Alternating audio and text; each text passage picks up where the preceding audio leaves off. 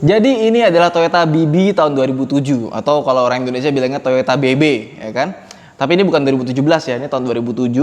Nah, mobil ini sangat menarik. Kenapa? Karena Toyota itu biasanya kan dia main aman gitu ya, biar bisa diterima semua golongan. Tapi mobil ini itu punya pendekatan yang sangat menarik karena mobil ini terinspirasi dari media player atau mungkin tahun 2005-an 2007 gitu kan, zaman-zamannya iPod ya. Dulu belum ada HP, ya ada sih HP Walkman gitu yang bisa setel musik. Jadi kalau orang dulu setel musik itu pakai namanya iPod atau mungkin MP3 player yang portable gitu kan.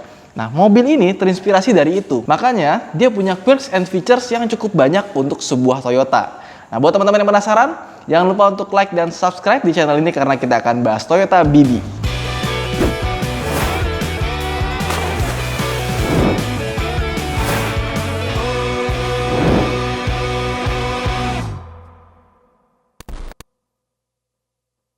Mungkin kalau teman-teman lihat pertama kali, ini kayak apa sih? Ini mobil kayak pengen jadi kelihatan kotak, tapi juga pengen kelihatan kembung gitu, pengen kelihatan bulat-bulat. Kayak misalkan lekukan garis depannya itu nggak ngotak-ngotak banget, banyak alur-alur seperti itu, dan lekukan garis bodinya ini juga kalau diperhatiin ya, kesini tuh makin ke dalam gitu. Dia tuh nggak kotak murni. Sedangkan kalau kita tarik garis sebelumnya, jadi Toyota BB generasi pertama itu bentuknya seperti ini. Dan di Amerika, untuk yang versi setir kiri, itu namanya Scion XB, di mana mobil itu sangat-sangat laris. Nah, kenapa sangat laris? Karena waktu zaman 2000-an atau ya pada saat itu gitu ya, banyak anak-anak muda di Amerika yang memodifikasi mobil ini, tapi modifikasi itu unik-unik. Di belakangnya, pintu belakangnya itu bisa dibuka menjadi DJ atau dijadikan mobil buat audio. Jadi buat di outdoor, terus orang-orang pada party pakai mobil ini karena di belakangnya tuh ada speaker-speaker atau segala macamnya ya. Dulu tuh keren banget kayak gitu. Nah, di generasi keduanya ini Toyota tuh terinspirasi dari gaya-gaya orang Amerika, anak-anak muda Amerika yang membuat mobil ini menjadi mobil musik atau portable musik gitu ya.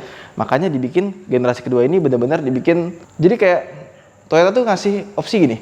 Oke, lo gue bikinin mobil, tapi lo nggak perlu modif audionya lagi gitu. Jadi udah seperti musik player. Nah, jadi kalau kita bahas desainnya, ya ini sih so-so ya, kotak biasa gitu. Terus ya lampunya begini, bempernya begini, grillnya begitu, belakangnya seperti itu. Ya pokoknya seperti itulah. Nggak ada yang menarik buat dibahas dari eksterior mobil nih. Tapi pas kita masuk ke dalam, nah di sini baru menarik. Sekarang kita udah ada di dalam interiornya Toyota BB. Nah, ini kebetulan kuncinya sudah keyless, cuman ini tombolnya udah pada rusak, jadi dikasih covernya Lexus, sama persis ternyata kuncinya ya. Nah, ini dia belum ada push start stop engine button, jadi kalau kita mau nyalain gitu ya, ini kita tetap pakai putaran biasa, seperti ini. Oke, ini kebetulan lagi di dalam ruangan, jadi kita cuma ACC on aja, cuma sebentar ini kan, nggak bikin yang kiswak. Ini kita matiin dulu AC-nya. Ini AC-nya udah digital, dan satu hal dari mobil ini ya, ini meskipun dari luar itu kotak-kotak, pas kita ke dalam, ini bentuknya bulat-bulat. Kayak contohnya, ini panel AC-nya tuh bulat-bulat. Terus di sini juga bulat. Di sini ada bulat-bulatan lagi nih. Ini pokoknya banyak banget bulat-bulatannya. Sampai di sini juga ada bulat-bulatannya. Nah, mobil biasanya kalau buat nyetel audio, buat ngatur audionya itu di setir ada tombol-tombol atau yang kita sebut dengan steering switch control. Nah, kalau mobil ini itu adanya armrest audio control. Karena untuk mengatur audionya itu kita bisa atur menggunakan armrest di sini. Armrestnya kalau dibuka, ini ada sebuah lingkaran seperti iPod mungkin ya. Kalau iPod kan tengahnya bisa diputar ya, ini enggak. Ini ada warna birunya gitu, kelihatannya tuh kayak keren zaman dulu. Terus di pinggirnya ini ada tombol-tombol seperti iPod generasi pertama yang bentuknya seperti ini. Nah, di sini tuh ada beberapa tombol. Yang pertama, tombol untuk volumenya bisa diatur dari sini. Ada tombol buat mode untuk powernya. Terus di sini ada untuk illuminationnya. Jadi lampu-lampu biru-birunya ini bisa diatur mau ngikutin seperti apa gitu. Misalkan kita pengen lampunya itu dia ngikutin irama musiknya. Kalau jedak-jeduk dia bakal kelap-kelip gitu ya. Atau mau kita biarin nyala biasa aja atau kita matiin bisa dari sini. Terus di sini ada untuk track up and down-nya tuh di sini sebelah kiri kanan. Jadi kalau biasanya ada tombol di sini, ini tombolnya ada di sebelah sini. Sama kalau misalkan kita pengen ngelok gitu ya, biar nggak bisa dipencet, ini bisa dipencet di sini. Jadi kalau kita pencet di sini, ini nggak bisa dipencet-pencet. Kalau kita pencet dulu di sini, baru dia bisa dipencet-pencet lagi. Kemudian di sini juga ada storage-nya yang cukup besar. Nah, ini kita lihat pajaknya berapa ya. pajaknya setahun itu murah, cuma 2,5 juta aja. Oke, karena dia 1500 cc sih ya. Kita tutup lagi. Dan kalau misalkan armrestnya ini kita naikin ke atas, dia bisa jadi 3 seater di kursi depannya. Jadi pas gue coba gitu ya, sebelah kanan driver, sebelah kiri penumpang, tengah-tengahnya itu bisa diisi orang atau mungkin anak-anak. Karena nggak sebesar itu, dan bagian armrestnya sini itu tuh rata tegak gitu aja. Apalagi di bagian sini itu nggak dikasih seat belt. Jadi sebenarnya di depan ini walaupun bisa buat 3 orang, tapi gue sarankan hanya untuk 2 orang aja. Kemudian mobil ini punya lokasi subwoofer yang cukup unik. Karena beberapa mobil itu kan biasanya subwoofer ditaruh di bagian belakang. Ini ditaruh di bagian depan. Taruhnya di bawah sini ya. Jadi kayak subwoofer buat komputer gitu, ditaruh depan sini. Terus juga pinggirnya ini ada warna biru-biru gitu. Jadi kesannya tuh kayak ini kayak audio komputer ya. Di tengah-tengah subwoofer juga ada emblem tulisannya BB. Dan untuk Twitter, dia punya Twitter itu ada 4. Jadi di sini ada Twitter, di viral lagi. Di pilar A-nya. Pilar A-nya dia ada Twitter kanan kiri, terus di bawahnya lagi di sebelah AC-nya dia ada Twitter juga di bagian sini, dan dua-duanya nyala. Soalnya gue deketin kuping pas lagi setel musik, dia tuh bunyi loh dua-duanya. Terus juga di bagian bawahnya sini, speaker depannya yang ada di door trim, itu juga ada iluminasi warna biru-birunya seperti ini. Kalau mobil zaman sekarang ada lampu-lampu iluminasinya itu udah biasa ya. Tapi mobil zaman dulu di tahun 2007 ada lampu-lampu seperti ini, itu kayak ahead of its time. Jadi Toyota tuh sudah meramal ya. Kayaknya kalau mobil ini dikasih lampu-lampu di pinggir speakernya, itu bakalan lebih advance dibandingkan dengan mobil-mobil pada zamannya gitu.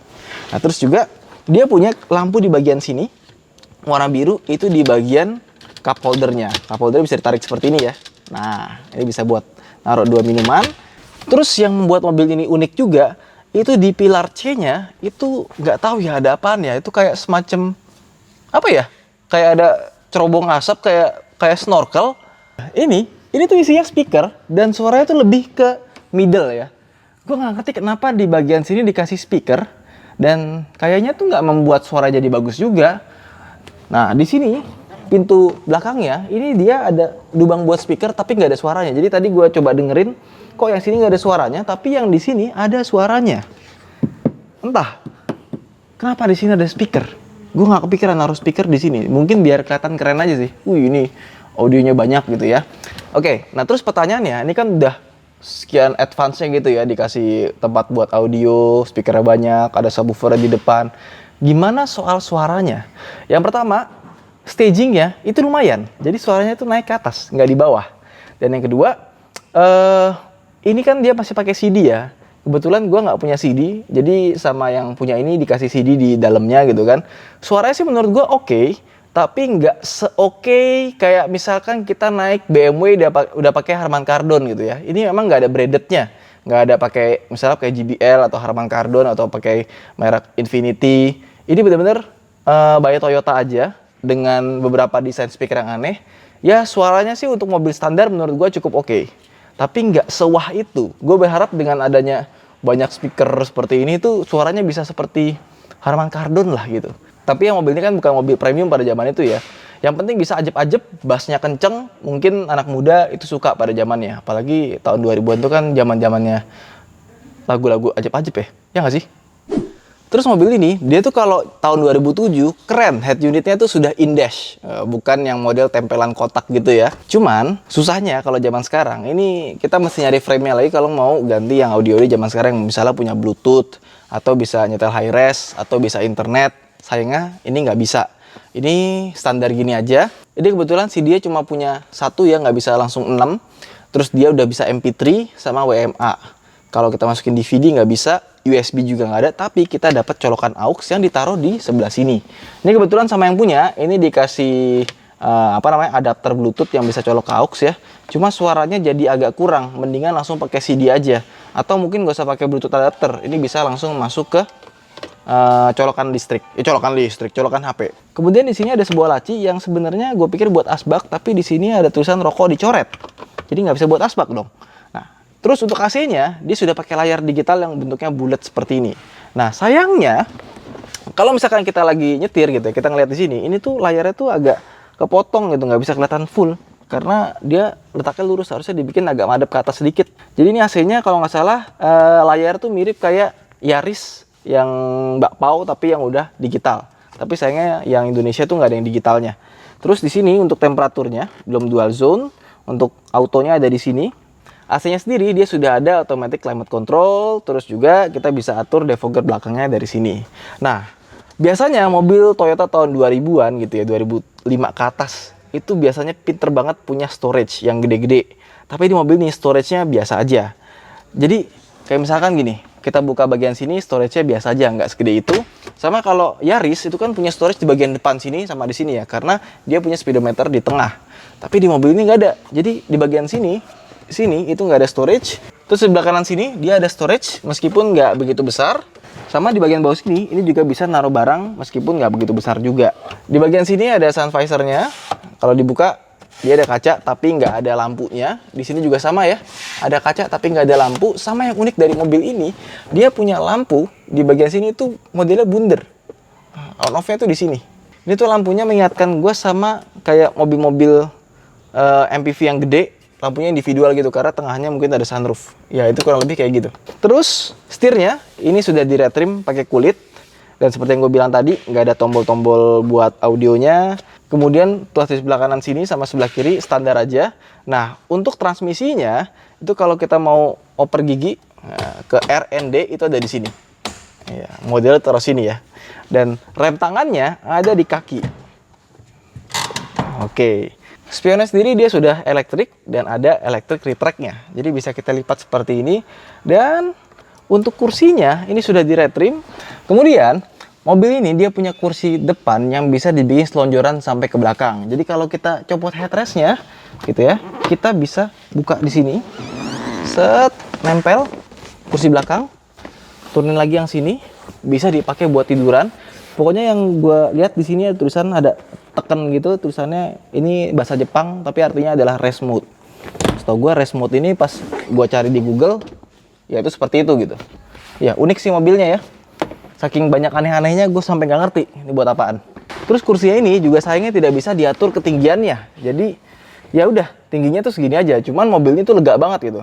Headrest-nya masih lega. Nah terus juga setirnya sudah tilt steering tapi belum teleskopik. Sekarang kita lanjut ke bagian speedometernya. Speedometernya ini dia letaknya dari tengah dan di sebelah kiri situ ada MID kecil, ada jamnya juga lengkap. Cuma apa ya, gue ngeliat kayak mobil itu nggak sinkron. Speedometernya itu warnanya kebiru-biruan. Di sini warnanya juga kebiru-biruan. Tapi di bagian head unit sama AC-nya tiba-tiba warnanya jadi hijau. Kayak nggak nyambung. Biasanya kan kalau orange tuh orange semua, ya kan, putih-putih semua. Ini biru, hijau. Kenapa nggak nyambung gitu ya? Oke. Nah sekarang kita ke belakangnya, dan yang gue suka dari mobil ini belakangnya itu lega banget. Lihat dong, ini legroomnya melimpah ya dengan posisi duduk gue tadi di depan. Terus juga headroomnya juga sangat melimpah. Nah, terus juga kalau kita lagi dengerin musik di mobil ini, itu suaranya dari belakang. Seperti itu. Di sini dia belum ada armrestnya. Terus juga dia punya 2 step ya. Jadi kalau misalkan kita naikin segini, nah ini yang step pertama. Ini step keduanya seperti ini. Ya, so far di belakang sih nggak ada komplain ya, kecuali nggak ada armrest tengah. Di sini ada seat back pocketnya. Dan atapnya ini warnanya hitam. Jadi nuansa di dalam mobil itu kayak hitam, kelam, gelap. Cuma dia ketolong sama kacanya yang agak lumayan luas. Sekarang kita ke belakang.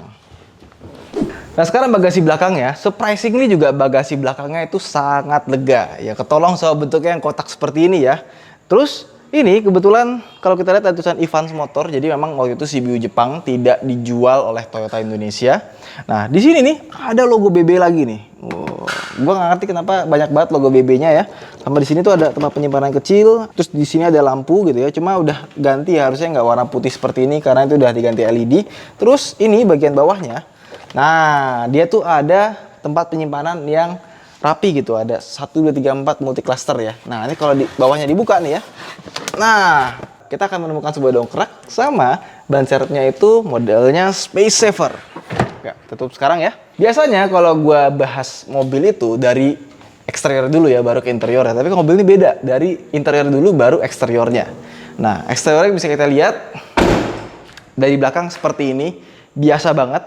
Ini logo BB-nya itu gaul banget ya. Tapi ya selera orang sih. Kalau gue sih kurang suka. Lampunya kecil di bagian sini. Udah, kotak gitu aja, cuma kayak kotak nggak jadi gitu, kayak kotak tapi pengen dibikin kayak ada konturnya gitu, kayak kebulet-buletan. Sekarang kita lihat depannya yuk. Oke, sekarang kita bahas desain depannya. Seperti yang bisa kalian lihat, desainnya ini seperti ini. Kalau jujur aja sih, gue sama desainnya sih agak merasa aneh ya, karena ya apa ya, dibilang elegan enggak, dibikin modern juga kurang, minimalis ya, minimalis bisa masuk, tapi kalau dibilang sporty, menggemaskan sih enggak juga gitu ya. Kita bahas dari mesinnya dulu. Dia ini mesinnya kurang lebih sama kayak Avanza ya, 3SZ VE, di mana tenaganya 109 horsepower dan torsinya 141 Nm. Tapi dia penggerak roda depan. Dia juga punya transmisi 4 percepatan, automatic. Dan ini ruang mesinnya ini agak sedikit sempit karena memang bonetnya tidak begitu panjang. Kalau menurut gue performanya sih agak so-so lah ya. Kemudian ke samping dia menggunakan pelek R15 dengan ukuran ban 18565. Ini ada side skirtnya tempelan, dan karena dia sudah pakai keyless entry, dia di sini ada tombolnya untuk buat ngunci atau ngebuka. Nah, pilarnya ini yang buat pilar B sama yang pilar C dari pintunya ini udah dikasih blackout di belakang sini. Nah, daripada kita penasaran, mendingan kita langsung aja jalan pakai mobil ini. Oke, yuk kita langsung jalan. Nah, sekarang kita lagi nyetir ya. Ini kebetulan di hari berikutnya karena kemarin udah kemalaman ya.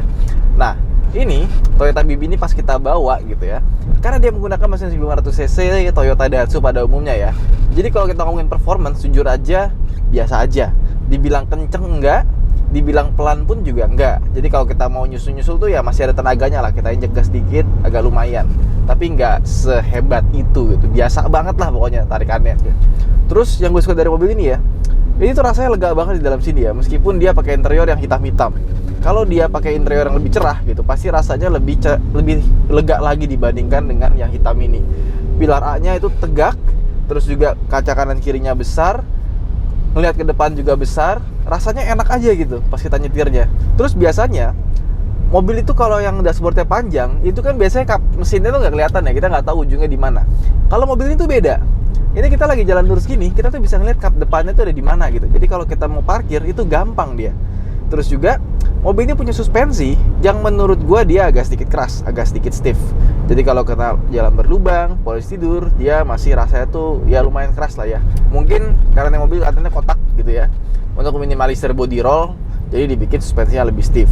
Handlingnya sendiri menurut gua so-so aja, nggak ada yang spesial, biasa banget. Mungkin gua kayak ngerasa handlingnya tuh kayak bawa Sirion ya. Ya, nggak ada sporty-sportinya sama sekali. Sirion yang zaman dulu ya, bukan Sirion sekarang ya. Iya, kurang lebih rasanya kayak gitu.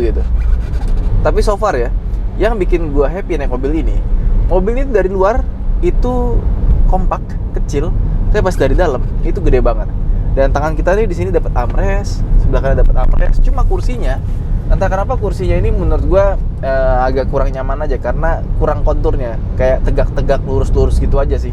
Karena kalau kita nyender gini ya, ini senderan kepalanya tuh agak sedikit aneh, meskipun udah dinaikin juga rasanya tuh tetap masih kurang gitu. Tapi at least bisa nyender lah ya.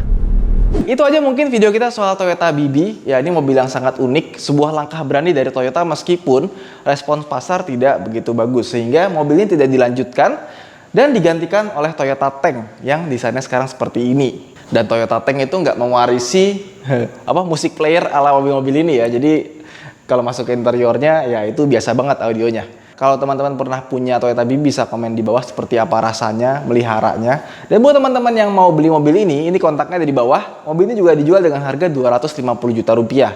Memang mobilnya harganya agak gelap, tapi kondisinya gue bisa jamin meskipun mobil tahun 2007, pas masuk interiornya, eksteriornya itu masih bagus banget. Iya, asli. Ini kayak mobil rawatan banget, bahkan bodinya aja masih bagus banget nih. Oke, itu aja mungkin video kita kali ini. Saya Hanif, sign out.